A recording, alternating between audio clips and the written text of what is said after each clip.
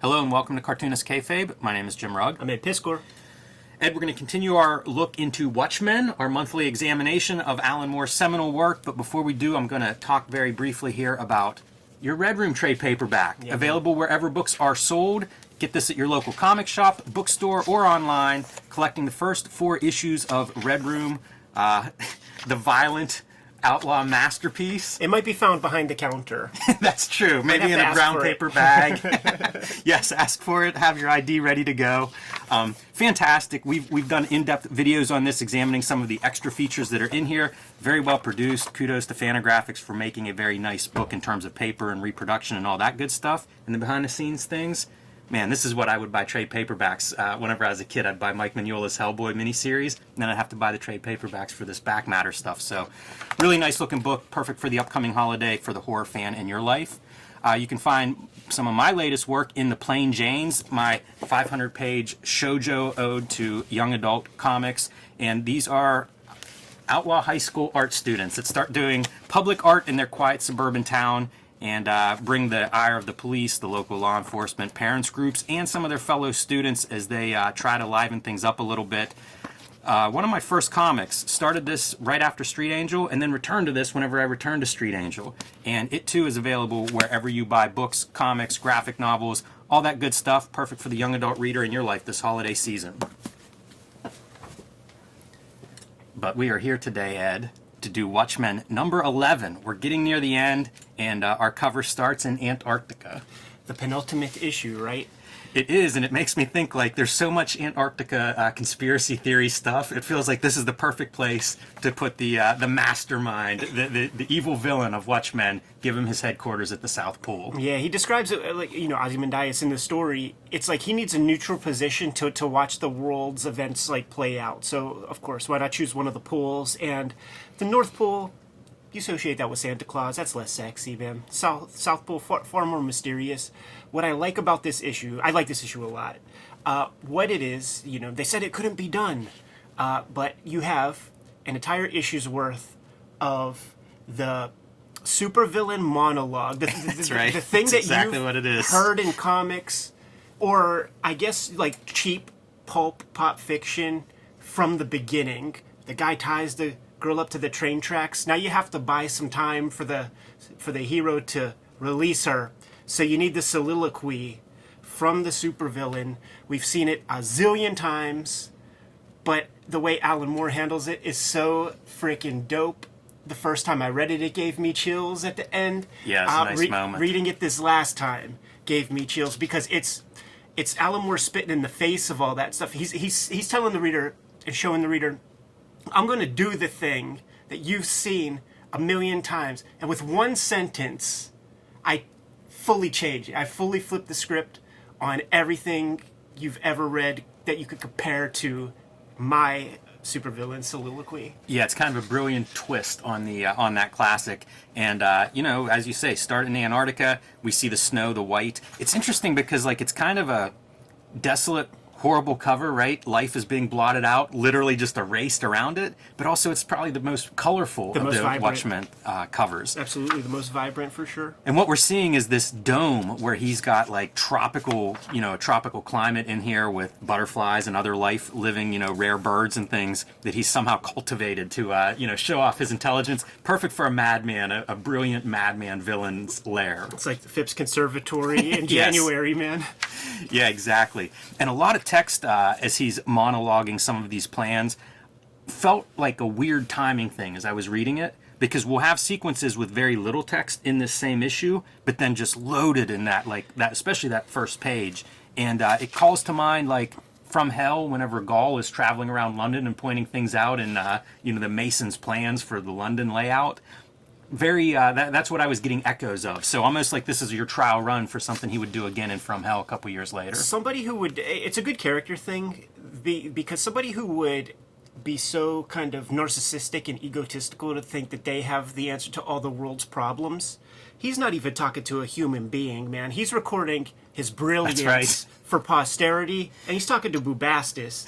Yes. So this guy, he's around the bend, as Grandma Piskor would say. And that's an illustration of it. And we're going to see a lot of it throughout. Like, this is a dude, he's far off, like, he's in his own world, and you could suggest that Nikolai Tesla was in his own world, or Elon Musk. any of these guys, Right. man, are in their own world. But you also can't deny their brilliance. Yeah, exactly. And you can't deny Dave Gibbons' brilliance as we see him sitting with his wall of monitors and the reflections on the floor. Just really like that. We've seen the gritty street corners in this comic a lot. And whenever you cut to like the polished, headquarters of this supervillain, it's a very different tone and texture.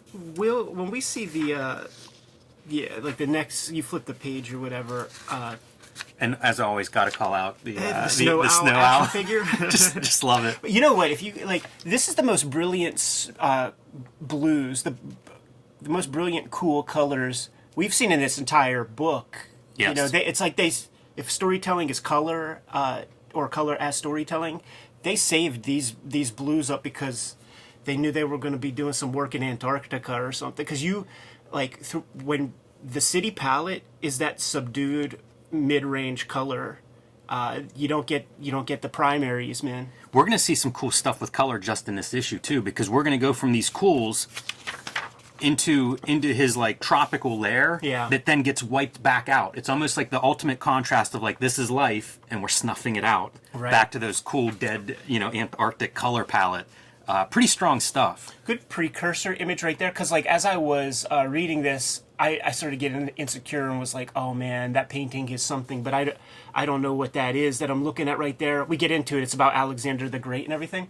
Now, the recording stuff that he's doing, when you see this panel and you see that tape cassette is like the nuclear fallout trefoil thing. Probably just an accident, right? Yeah, right.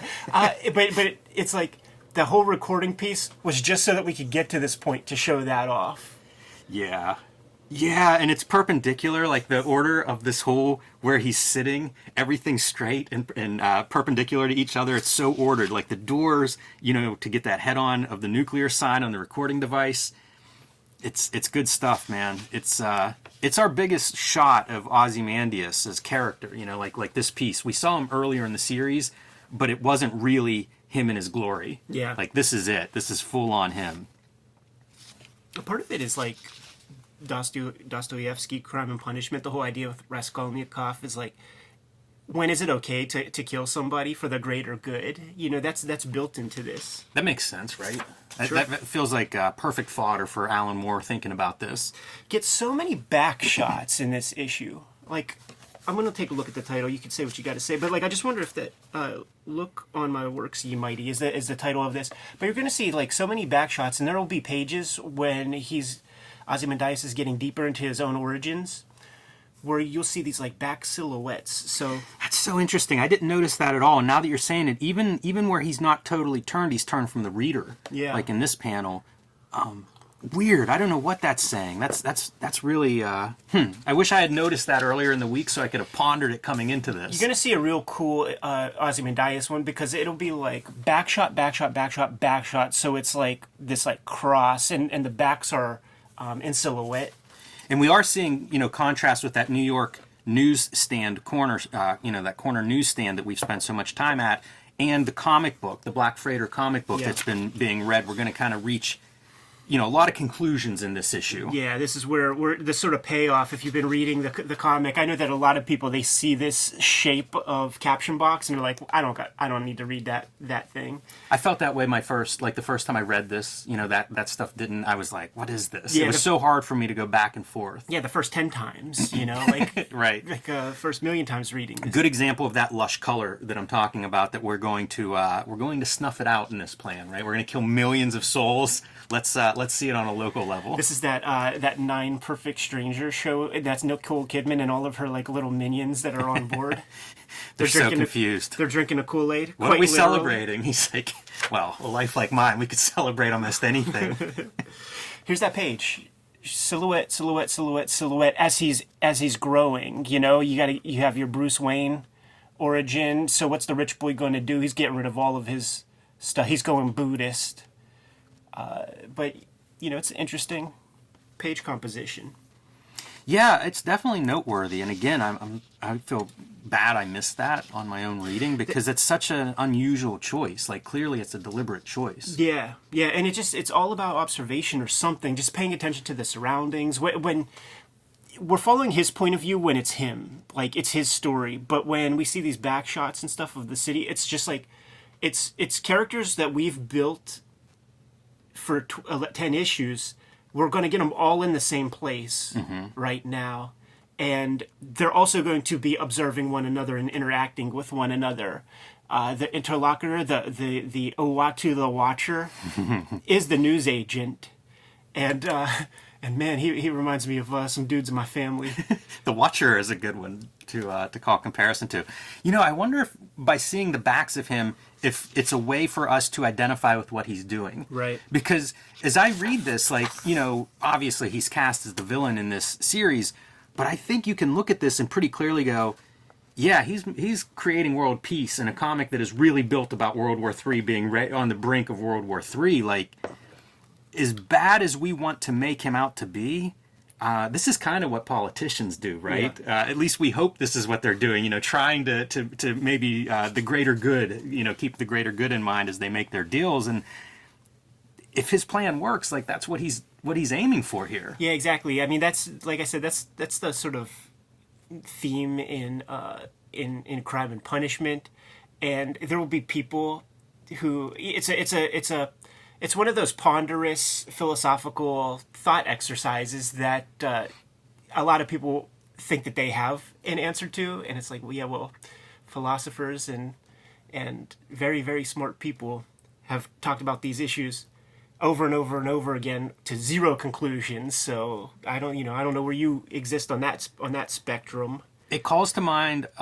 I heard some podcast and it was about athletes and how like these really high level athletes, they sort of have to perceive reality a little differently. You know, that cornerback who's lost a step, he's unable to even acknowledge it, and that's what allowed him to thrive. You know, in his prime, is that he could get beat on a play and just put it out of his mind. And I think they have more white matter or something in their brain. There's a similar thing here, you know, where you're casting yourself as a hero even though you're in the process of killing millions of people. And pretty subtle the way his minions here all die. You know, it's not spelled out. It's just as you watch them, there's less and less movement. We're going to see this guy over and over again in this kind of frozen position, you know, butterfly landing on his face. You know, it's kind of this... It's never spelled out, but clearly he's poisoned them and they're dead there. And it's another great character moment because he's still so in love with himself and believes in himself so wholeheartedly that he's now, you know, he talked to living beings for maybe 5 minutes when he's giving his soliloquy, and now he's literally just listening to his own voice. Yeah, and tying up the loose ends. And there'll be no living witnesses to what he's got planned. And things eventually get pretty spelled out. Yeah, yeah. By this point, it's pretty clear this guy's not coming out of it. Go back one real quick, because there's like a real fun, subtle thing as he opens up his little aviary or whatever it is. Man, you just see that little crack open right there, and you see the wind and the snow just slowly starting to calls to mind the igloo here in Pittsburgh. Yeah, you know? yeah. Is that still open? I don't think it's open in my lifetime. It doesn't exist anymore, right? Didn't they tear it down when they built the new? I'm so bad. Yeah, I don't think all those gigantic stadiums that were supposed to have open roofs, I think they never really worked. It was just too big of an ask that you would open this. Transformer. Right. But you know, destroying any sign of this brilliance, and I felt kind of bad with all like the exotic life that he had in there. Man, that's a lot of shit that's just dying real quick. I mean, you feel it. Like, and once again, storytelling in color. You know, shouts to John Higgins for really adding some flourish to just sell us on a desiccation. Yeah, it does not take long for those flowers to wilt under the weight of the snow and the cold. And again, cross-cutting back to our Black Freighter comic and New York City here, and more of those back shots, Ed. Yeah. That's so interesting. Even our Black Freighter character is swimming. You know, our hero is swimming out to meet the Black Freighter, so we see him from behind.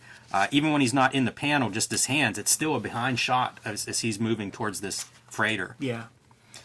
Funny bit of the comic, of course, is that he expected the Black Freighter to be waiting for him to have gotten back to his town first.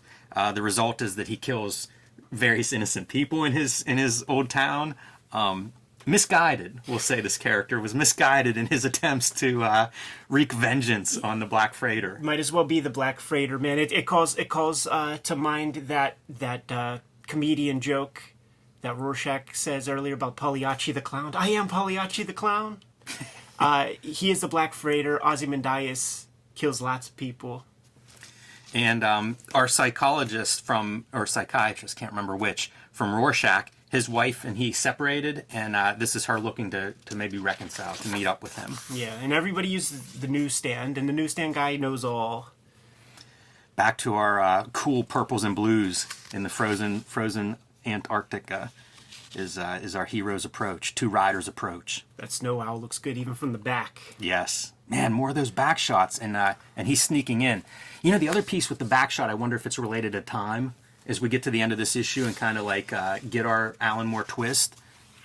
If there's something, if there's an inevitability of seeing them from behind, like this has already happened, they've already passed us. The title, Look on My Works, so it is this like observational thing, like we're looking on them or something. And I always almost like Night Owl and Rorschach, they're back and forth, talking about being nervous, talking about their plans to, we got to subdue him first, and then we can ask him questions when they get there. Murtaugh and Riggs, man. Let's proceed quietly from here. Rorschach's had enough.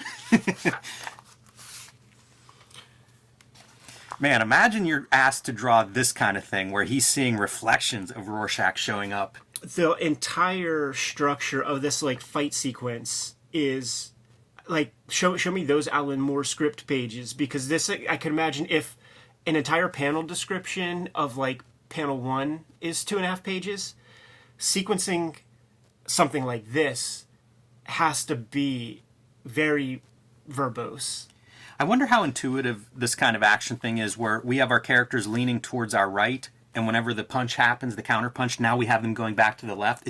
It's so good for like depicting action and keeping this stuff interesting and having your directions all work with you. Yeah. Who's figuring this out? Do you think that's intuitive on Dave Gibbons' part? Alan Moore's a drawer, he knows the score. The best of comic book writers have some facility for drawing, so they know what's too much of an ask or something. If they can put it in the thumbnails, it's like your general, like I will never ask you to do something he wouldn't do himself, kind of thing. So if he can fit it in there, like you have room to move. But it's like establish the fork as the hands come in. You might not exactly see what's happening, but there's a move being pulled right there. You see the fork jabbing down on that coat while he punches him in the jibs. Man, and it's hands the whole way. Even before that center panel establishing it, like we've got the hand and fork, the hands and Rorschach's hands in the foreground. Heck of a storyteller, man. Really is. And those directions continue, Ozymandias leaning towards our left, hitting Night Owl leaning towards our right. It's very basic. And then you get your establishing shot of like, it's so clear where the space and where everyone is. It's choreography. It's choreography to very specific ends. And you got one dad bod superhero guy. You have one unhinged maniac, and they have these designs on stopping the world's smartest guy, who basically has never retired, never lost a step, never gotten out of shape. There is a term, rich and thin. Like he's Ozymandias could afford a personal trainer. You know what I'm saying, man? He stayed in shape and freaking subdued these dudes in 2 seconds. Like, because there's no dialogue in this, you could imagine all of that is like some John Woo 2-second Hong Kong movie shot, And let's give Rorschach a little more credit, right? He's not done yet. And this is more of the monologuing. This is really tracing how this plan came together. Some fun stuff with the comedian, and we're answering all the questions basically. Like why did comedian have to die? Like he showed up to this island where I'm amassing these scientists and thinkers and artists and stuff. Twisting the mask, threatening Rorschach's identity. That's lucha libre wrestling moves right there, man. Right. Start pulling the masks off. This is classic stuff. Yeah, and you see how Moloch is involved. You see how Dr. Manhattan needs to be dispatched. You took his mind out of the game with the cancer stuff, took him out of the game physically, sending him to Mars with the cuckold gimmicks.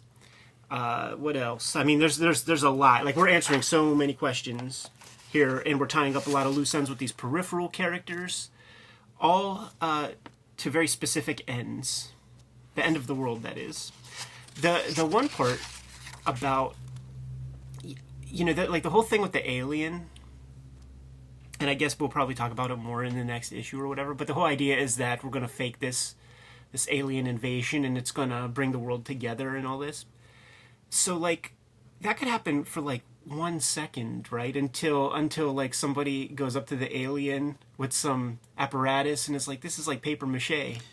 Yeah, that was kind of my thinking on it, too. I think it's just that thing. You just got to suspend that piece. Right. And they do say something about, like human clone something in the brain matter, So I think he tries to throw in enough to be like, that part works. We're going to fool that part. Put in some of the stuff they like in Cronenberg like scanners, like you gotta fill the water special effects. Like we went to the butcher shop and got that bucket on the floor for some of these effects for the alien. Yeah. There's a really good line, and I don't know if we missed it, but it's about how the comedian, what all great comedians do, and it changes the way Ozymandias sees the world. The comedian's joke. And I was hoping to find that, but I think we may have passed it already. But it's kind of a cool line, and it puts that character, the comedian, in a broader context as to how do comedians function in society and their critique of society. Kind of fun. Little connection made between our newsstand dealer and our comic book reader. Shouts to Warren Bernard. Yes, exactly. And you see the fighting going on in the background. This is another one of those, like, the great depth kind of scenes. I swear you can find, like, Orson Welles shots that are exactly this, where, your foreground action is literally framing some kind of piece in the background like that. And everybody converging as to how do they respond to seeing violence happening. Totally. And even, Bernard, the news vendor guy, was talking to the psychiatrist's wife, and is like, well, maybe your husband is talking to that black guy that sells watches down the way. We get a glimpse of that dude. Yes. Pages later. Yeah. The policeman. From page 1. Yes. Got to get them all in there, man. I see, like, so much of that stuff that we've read in the comic, it felt like sort of, what is this? I want more superhero action. Like, this is why. Like, if you're going to kill half of New York, establish a couple freaking people. Yeah, and especially the non-superhero people. The non-superhero people, yeah, exactly. Like the citizens of New York, the people who are going to be dying in this alien explosion that's happening at, like, Madison Square Garden right there, like the news vendors on the corner there. This is so great, too. Like, the comedian is just beside himself whenever he realizes what's going on here. And it's described as, imagine the perfect fighting man discovering a plot to put an end to war, an end to fighting. It's a great characterization for this for a comedian and being a military guy. The movie that's playing in the matinee the day the Earth stood still. When COVID first happened, and there was nobody talks about it anymore, man. And it's like we all just put it out of our mind. But for like 1 month before everybody, like the worst of everybody, came out last year, we all collectively, the world shut down.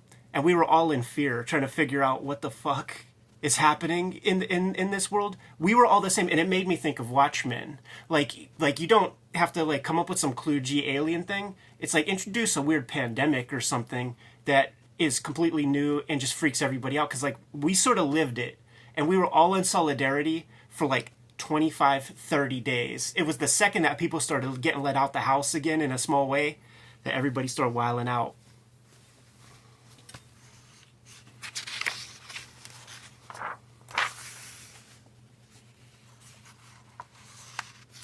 And this is the Fortress of Solitude, man. This is KLL. This is Superman, and there's that Alan Moore, Dave Gibbons annual that they did, and KLL is even, like, wearing that kind of headpiece. So we just passed, like, the trophy room and all that shit. Yeah, it's a good callback for sure. Any longtime comic reader, I feel like it's inevitable that you make that connection on some level. Yeah. which is part of what makes Watchmen so good and timeless, is being able to have, reference to the history of superheroes sprinkled throughout. So we get to finally Dan Dryberg coming up with well, when were you planning to do this? I'm glad we're here. We could stop you before things get out of hand too much. When was this hopeless black fantasy supposed to happen? And your big twist, Ed. Yeah, and Alan Moore calls it out specifically. I'm not a Republic serial villain. The bad guys, the mad scientist, and Dick Tracy, Crimson Ghost, all that stuff. You seriously think I'd explain my masterstroke if there remained the slightest chance of you affecting its outcome? I did it 35 minutes ago, as the doomsday clock is almost at freaking midnight, man. How good is the expression on Night Owl's face? The silence of that revelation? Panel. This is the longest. You could just imagine them go blah, blah, blah, blah, blah, blah, blah, blah, for 10 minutes. Oh, fuck! It's amazing. It's the greatest. Because we had just this voluminous monologue for 26 pages, and then these guys are just fuck. It really takes advantage of that 9-panel grid. Let's open it up. Let's make this just forever. And it's Eisnerian. You got the clock in there. The perfect cut, right? New York, and let's go back and see New York. Yes, sir. Man, words and pictures working together here, Ed. All the way, dude. We're gonna turn people into freaking Rorschach blots. We're gonna thematically mirror and bookend this issue with that same shape, which is akin to the blood spot on the smiley face. That's the front cover. And the third Bernie, right? And you do everything in threes, right? We've got 2 Bernies at the newsstand, and Bernie Kriegstein here on the final page. I thought you meant burn either bodies. Yeah, devastating, man. This is reading this, because again, I read it in trade paperback. Probably the first time I read this, many times since. So reading this issue by issue, and then getting to this page and thinking good Lord, this is the end of the issue? How bad does it suck if you're reading this in real time and you've got to wait a month and this is your final panel for this issue? What a cliffhanger. Yeah, and just because we will receive the comments, that last issue, it took forever to come out, blah, blah, blah, blah, blah. But then if you listen to Brian Hibbs and any of his talks and stuff, he was a retailer at the time. I don't think he owned a store, but I think he worked in retail, in comic shops. He said that it was 2 months late. It skipped a month. He needed an extra month to work on the thing. It wasn't Dark Knight, which I think the last couple of issues took a long time to come out or something. It skipped a month, but just people mythologize it as being this super long delay. All of that said, still reading it serially, I feel because I've done this a lot, you're excited for a miniseries or something, you get it, you read that issue, and then you realize just accumulate them. Hold off. Grab them, stack them, read them all together. I like this, the final moment too, I feel is a positive glimpse of humanity. Maybe not something you'd expect from Alan Moore, but our newsstand vendor grabs the kid and kind of shields him. Not that it does any good, but it's a nice instinct. Yeah, paternal instinct.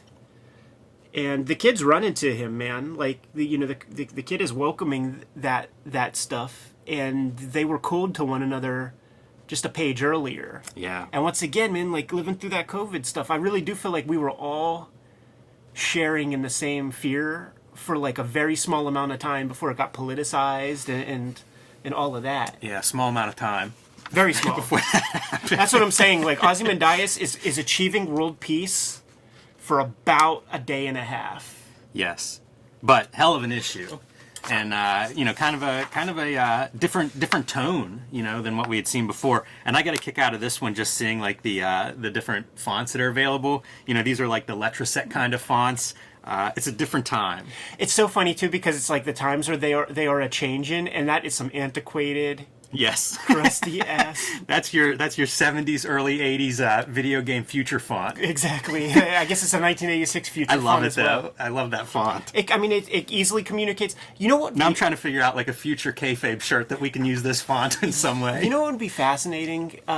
Because you and I read that as computer font or something. What if we show a Gen Z person this and ask them what is that to you? Yeah, because it's so, all the corners are rounded. Like, it's not at all what I would think of as a digital font now. Right. But yeah, you're totally, it's shorthand for digital, for computer, for video game. It would be like the first LEDs, you know, like the digital watches, digital wristwatch and stuff would have that kind of a shape. I would fake, you know, like I would try to fake this because it would be like all one weight, and then you would do like the double line, you know, for parts of it, the part that you're making heavy. Yeah. And I feel like it's wrong because like the G should be like the C, except with the extra piece, but that thick piece, it sticks out. Anyhow, that's we're parsing, we're missing. I could have done that for another hour, by the way. I know. Good thing you cut me off. It is Cartoonist Kayfabe. Yes. Should we get out of here? Yeah. Kayfabers, like, follow, subscribe to the YouTube channel, hit the bell. We'll notify you when new vids are available. What's out there, Jimmy? Join me on patreon.com/JimRugg, where you can download a dozen of my out-of-print zines and mini comics. You can see a bunch of my original art, layouts, scripts, and process of how I make comics like Street Angel, Deadliest Girl Live, Plain Jane's, Octobriana, and more. That's all at patreon.com/JimRugg. Red Room, the Antisocial Network, trade paperback in stores right now. They're going fast, man. If you see them, scoop them up. And there is a paper shortage on the world supply chain, so we don't know how long it's going to take for those to be reprinted. So if you see it, scoop it up. With that in mind, also, we're done with all the Red Room trigger warning stuff for the most part. Like, we turned everything in. It's good to go. But that first issue that was coming out in December, it's going to be coming out in February now because it had to get pushed back 6 weeks for because of the paper shortages that are out there in the universe. Turns out that toilet paper is more important than reading materials, Jimmy. Anyhow, you pre-order these comics, order them at your local shop.